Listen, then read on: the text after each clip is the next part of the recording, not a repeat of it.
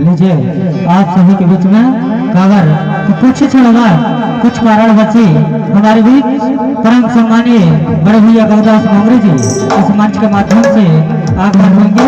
आप शांति बनाकर बैठे। बड़े भैया गौदास मोंगरे जी से जहाँ कहीं भी मेरा अगर आवाज जाता हो तो सिर्फ एक चीज के लिए मंच पर सादर आमंत्रित हो। मेरा बार बार रिक्वेस्ट है, अनुरोध है। उसके तर्क पहचान बड़े भैया परम आदरणीय गायक भाई बालक दास बघेल जी से भी अनुरोध करूंगा।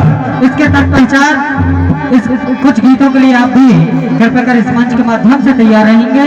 उसके तक पहचान बड़े भैया संतोष चंदेल जी से भी आग्रह करूंगा कि आप भी एक दो गीतों के लिए आप